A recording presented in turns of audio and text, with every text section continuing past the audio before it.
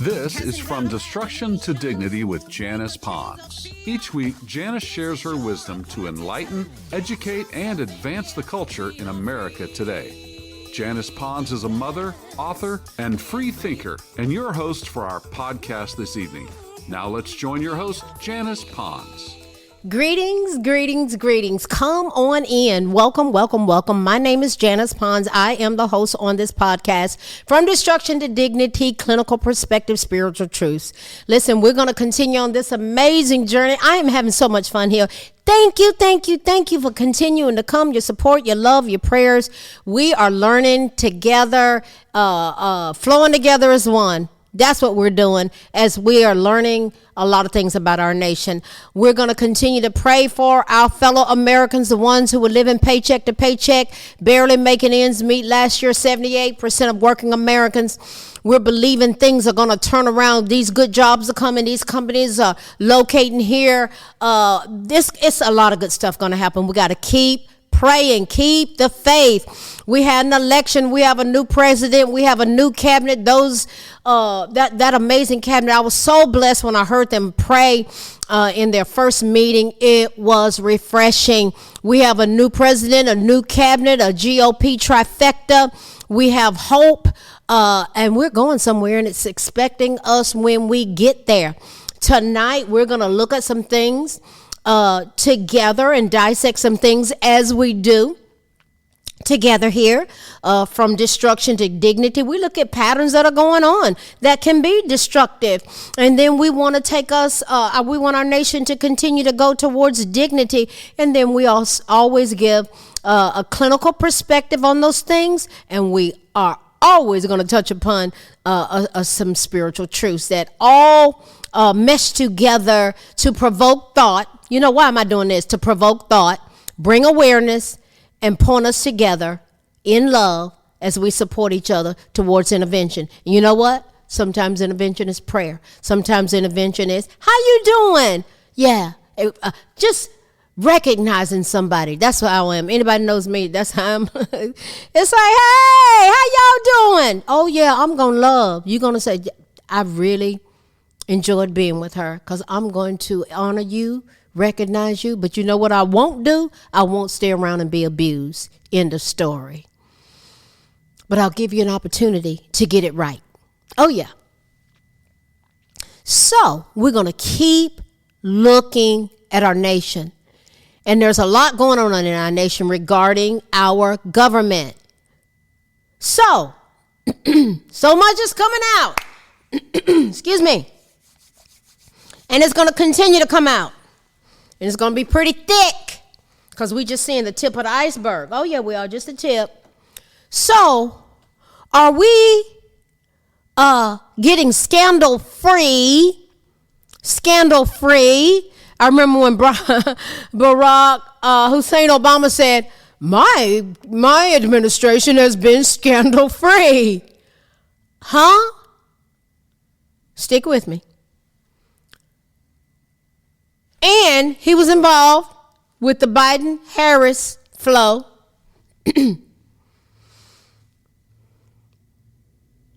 So are we getting, at this point, are we scandal-free or staying corrupt to the core?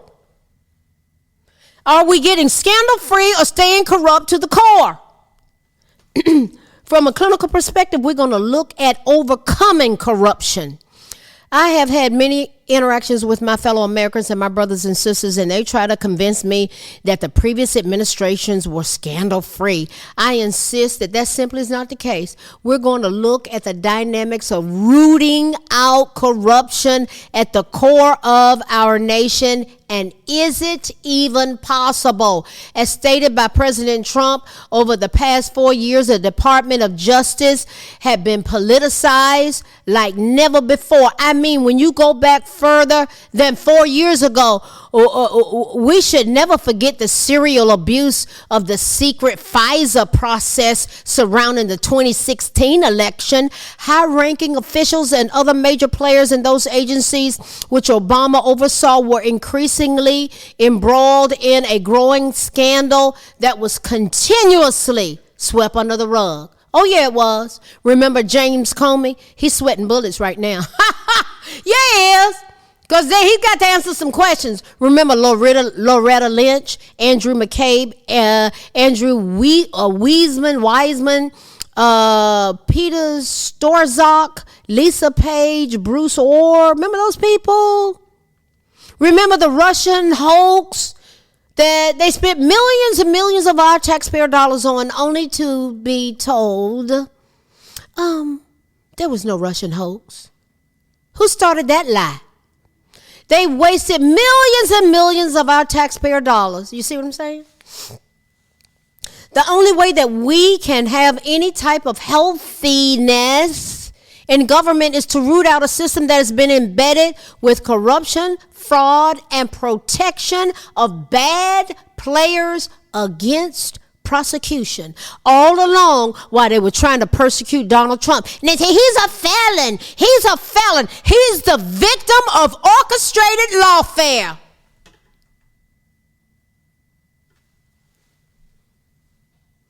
And that woman they're talking about that he's a rapist. He did it. That purportedly happened in 1996. So almost 30 years later, huh? Same old mess came out with Herman Cain. He passed away of COVID that was perpetrated upon us. Good God Almighty. Anyway, all of a sudden, some woman comes up, and then they go into the wild blue yonder after they have done their diabolical, evil, twisting lies, and then they disappear. They've been paid off. But God, Trump was the only one. He was tough enough and he was rich enough that he could pay pay for his legal battles and take a butt kicking. The man is tough. My respect for him is amazing, because I know by discernment and through the Spirit what's going on. I've seen them at the table and what they were planning. Oh, yeah. And it came to pass. It came to pass. The half has not been told regarding what these people have done behind the scenes. The actions and evidence related to the DOJ, IRS, FBI, and CIA has been gone unchecked for far too long. Subsequent to Obama's election as president, former Secretary of State and National Security Advisor under President Nixon, Henry Kissinger, stated that Obama was primed to create a new world order. What did that mean? Well, he signed us up for Agenda 2030. According to Mr. Kissinger, Mr. Obama's task would be to develop an overall strategy for America in which a new world order could be created. Oh, thanks for telling us. Thanks for letting us know. What did that mean? As we reflect back on what developed under the Obama administration, it leaves Americans with much to ponder. A few days before the 2008 presidential election, he said something at a speech at the University of Missouri. He said, "We are 5 days away from fundamentally transforming the United States of America." Remember that? When he said it, it went all through my whole being. That's a powerful statement, one that would embark our nation on a journey that we'd never been on before, and we're still experiencing it now. I made a commitment right then that if he would do, if Obama would do the right thing for America, I would be one of his most vocal supporters. But of that new world order, what was that going to look like? I remember saying, what's that going to look like? As evidenced by what? In his first major speech abroad, why am I talking about Obama? Because he's been involved all along. In his first major speech abroad as president, he addressed the Muslim world in Turkey with a surprising declaration. One of the great strengths of the United States, he said, was that we don't even consider ourselves a Christian nation or a Jewish nation or a Muslim nation. Now, wait a minute. I know many of us were shocked at that. that statement. In hindsight, is it possible that Mr. Obama made that announcement in Turkey because he was in a location in which he chose to send a clear message? If so, what message was it? Was it meant to unite or to divide? Then there was the hacking scandal. Okay, he said, well, I've just had a scandal-free administration. Hacking. The biggest data breach in the federal government's history happened under him. Once discovered, the Office of Personnel Management, OPM, the director of that, her name was Catherine Archuleta, that was her name. She stated that the personnel files of 4 million Americans had been exposed. However, further investigation revealed that hackers had stolen the sensitive data of over 21 million Americans in a devastating cyber breach. She stated, and she was also his former political director, she resigned the next day. Ongoing reports show that she had been warned repeatedly about security deficiencies, but she didn't take any steps to address the issues. The hacking, see, Trump is making steps. He's putting a stop to it, freezing it, finding out what's going on. The hacking involved the theft of millions of federal employees' records, which included security clearance details going back 15 years. Why'd they need that? Unfortunately, there was more. The Veterans Affairs scandal. It's truly a human atrocity which affected many fine veterans who served our country. See, I mean, I had people to my making posts. Obama, he was totally a scandal, and had let's celebrate the first family. The first black family, and they were totally scandal free. Let's flood social media with this. And I'm saying, excuse me, I really wish this was true. I wish this was true. This was just since Trump has been inaugurated. During Black History Month, we need to celebrate that family. It was the only scandal free administration we ever had. Wow. Let's keep talking. At least 40 U.S. veterans died waiting for appointments at a Phoenix VA facility. It was later revealed that some of the veterans had been on a secret waiting list. This was part of an effort to conceal the fact that between 1,400 and 1,600 veterans were forced to wait months for appointments. And when Trump won in 2016, he made it such that they will not wait. They can go to private health care providers.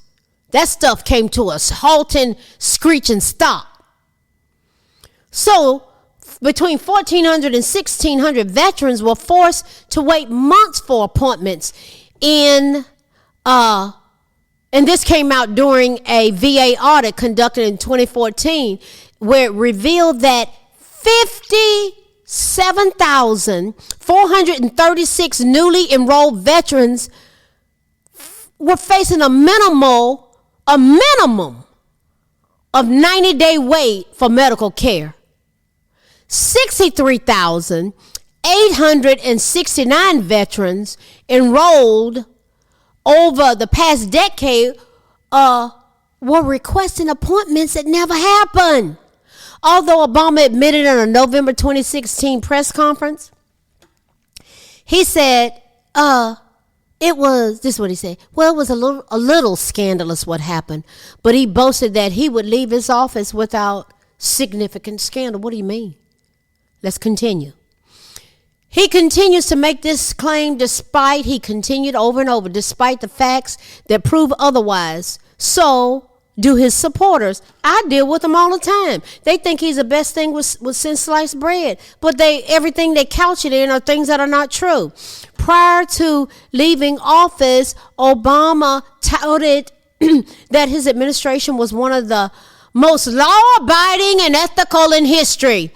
Even more disappointing is Obama's behavior subsequent to leaving the White House. I have never seen anything like it before. I've seen a predecessor who once occupied the Oval Office. What he did, he bashed, and he was very disrespectful. Following his exit, well, he moved a mile down the road. Yeah, he moved one mile down the road from the White House. But he made a speech in Africa in July of 2018. Trump was well into figuring things out, trying to make the country better. And Obama was in Africa. And he made a speech in which he referred to President Trump, and he stated that America now has politics of fear, resentment, retrenchment, and decrying leaders who are caught lying and just double down and lie some more.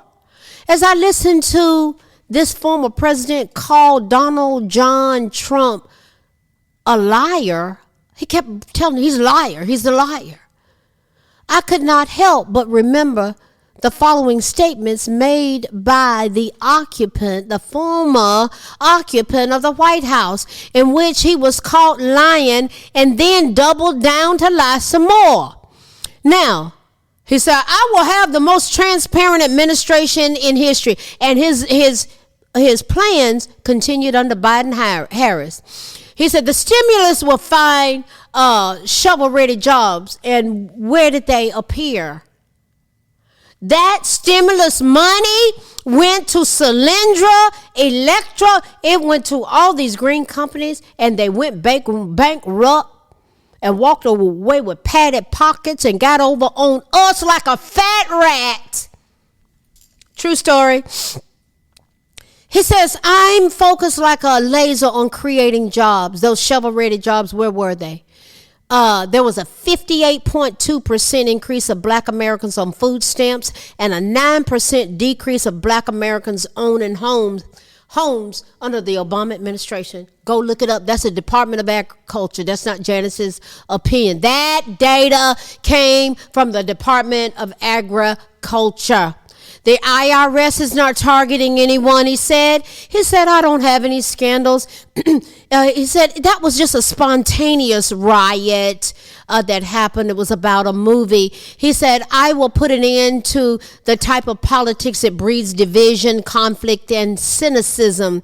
He said, y'all didn't even build that. He says, I will restore trust in government. You'll be able to go on C-SPAN, and any bill that's going to come up, you'll be able to read it before it's even voted on. It never happened. He said the Cambridge cops just acted stupidly. That's what was going on there. That was a dynamic there. He said the public will have 5 days to, about the C-SPAN, you're going to have 5 days to look at every bill that's going to land on my desk. Never happened. He said, it's not my red line, it's the world's red line. It was a lie. Whistleblowers will be protected in my administration. He said, we got back every dime that we used to rescue the banks and the auto companies with interest. When? He says, I'm not spying on any American citizens, bona fide lie. He said, Obamacare will be good for America, as evidenced by what? He said, we can keep your family doctors, could we? He said premiums will be lowered by $2,500. Are you kidding me? People's premiums, they skyrocketed. They couldn't afford insurance. And then he wanted to penalize people that didn't get Obamacare. Oh my goodness. He says, if you like it, you can keep your current health care plan, could we? But then we had to pay so much more money. He said, it's just going to be just like shopping at Amazon. We got on that Obamacare website. That thing kept crashing. People couldn't even figure it out. He said, listen, I knew nothing about Fast and Furious gun running to the Mexican drug cartels. Did he? He lied. I knew nothing about the IRS targeting conservative groups. Do you know conservative groups, they couldn't figure out why they could not get clearance for their 501c3s, come to find out they had been piled up and they were purposefully denied. True story. He says, I knew nothing about what happened in Benghazi. Bona fide lie. Chris Stevens, they had begged for extra protection. And Hillary, she got to the point of, she said, what does it matter anyway? It mattered a lot. We lost them. He said, if elected, I promise not to renew the Patriot Act, did he? If elected, I will end the war in Iraq and Afghanistan within the first 9 months of my term. I will close Guantanamo within the first 6 months of my term. I'm just telling you what he told me, what he told us. I will bridge the gap between black and white and between America and other countries. I got to stop there. Listen, I went through Jim Crow. My great-grandmother was born a slave. I went through all that diet. We had slavery, sharecropping. Daddy was a sharecropper born on a plantation. We had Jim Crow. I went through all that. It was crazy, nuts, KKK everywhere. I was terrified, traumatized all the time, scared all the time. Went through that. Then we got through the 60s that was riddled by assassinations. John Kennedy, Malcolm X, Medgar Evers, I remember all this, Bobby Kennedy, Martin Luther King, over and over perpetrated chaos. And do you see what's come out with JFK files? When I was a 10-year-old girl, JFK got killed when I was 6. I was in the first grade. I remember when it happened. When I was 8 years old, God started speaking to my heart. Things. I was, well, how do I know that? And then it would come true. When I was 10 years old, he told me that LBJ was right smack in the middle of what happened with John Kennedy. Go read the papers. Go read it. I knew when I was 10 years old what happened. To God be the glory. So this is when God started tugging on my heart about the word and knowing how to deliver it, how to pray it. Just, it's been a journey. It's been a journey, and I love it. And I saw us heal as a nation. Black and white coming together. We had come so far. And I'm telling you what? When Obama got in there, and when I heard Michelle, and she was so mad about this country, God said she's getting ready to tear this thing up. And she would always talk about the white men over here and the this over that. It was all division, racial division. It was like we had been set back 40 years. Anybody was paying attention, you know what I'm talking about. But you had to have understood what went on before to understand where they took us again. It was crazy. Oh, yeah. Then the Trayvon Martin thing happened. And that man, he was on the ground, on his back, with Trayvon Martin. He was on Neighborhood Watch, which you rotate that. And he was questioning him, and it escalated, got out of control. And was it self-defense? Trayvon Martin was slamming his head on the concrete. But he said, if I had a son, he would look like Trayvon Martin. We had such an escalation of our police being ambushed. Go back and type it in. Under his administration, what happened with our police department? I'll tell you what did happen with our police department. He refused to light up the White House with blue to honor them, but he lit it up with all those rainbow colors. The biggest one of all, he said, I, Barack Hussein Obama, pledge to preserve, protect, and defend the Constitution of the United States of America. As I share these things, I know that there are many black Americans who do not believe that Barack Hussein Obama, who was called the first black president, did anything to help the black community. I heard him talk to those folk in Chicago. It's not a matter of opinion. It's a matter of fact, which we need to be willing to be honest about. Intellectually honest. His policies also did. Why am I talking about it? Because it affected what we went through for 4 years. And this is what Trump walked into. Oh, yeah. Did Obama's policies help the average American citizen? Did Biden-Harris policies help the average American citizen? In fact, he did not help the people of his own district in Chicago during his presidency, or even now after the building of the Obama Presidential Center. Go type that in. Interviews with Chicago area residents reveal mixed feelings over the center, which was touted as able to bring in revenue and assistance to the community, but not all the residents are buying it. It has been going on a long time.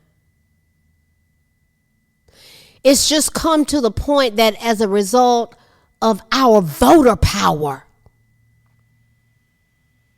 it was our voter power, guys, that something is finally being done to root out all of this toxic weaponization that has gone on for far too long. We, the people, spoke, and we finally have leadership that is responsibly taking action to run the nation above board and effectively. President Trump's instructions of the termination of all remaining Biden-era U.S. attorneys is bona fide wisdom. Some of them were left over from Obama's administration. They can't be trusted. I totally agree with President Trump when he said, we must clean house immediately and restore confidence. America's golden age must have a fair justice system that begins today. And he said that the day he was inaugurated and came out the gate running. All of these dynamics connects with presentations that we've had to deal with in our nation that boils down to corruption. Corruption, flat out corruption. From a clinical perspective, let's examine the dynamics involved in corruption. What is corruption? Corruption is a form of dishonesty or a criminal offense that is undertaken by a person or an organization that is entrusted in a position of authority to acquire illicit benefits or abuse power for what? Their own gain. Hello? Look at what's coming out with Doge. What are some examples of corruption? In systemic corruption and grand corruption, multiple methods of corruption are used concurrently with similar aims: bribery, embezzlement, theft and fraud, extortion, blackmail, influence peddling, network for nefarious reasons, abuse of discretion. Guys, we've been inundated with corruption. How do we overcome it? Where do we start? Expose corrupt activities and resist. This is why they have reporting agencies. This is why they have whistleblower programs. Oh yeah. Keep the public sector honest, transparent, and accountable. Stop dishonest practices. We have been subjected to dishonest practices so long that we didn't even know what was whopping us upside the head. It wouldn't even have come out if Kamala Harris had won. God had mercy on us. Yeah, he did. We were paying for illegal criminals who were guilty of homicide and kidnapping. We were paying for them while we were struggling and could barely make ends meet. Ensure public sector employees act in the public interest. How can we stop corruption from spreading? Is it possible? An oversight system could therefore be put in place to help detect corruption early and prevent it from spreading. It could also be noted that punishing every act of corruption would serve as an effective deterrent. Gotta have deterrents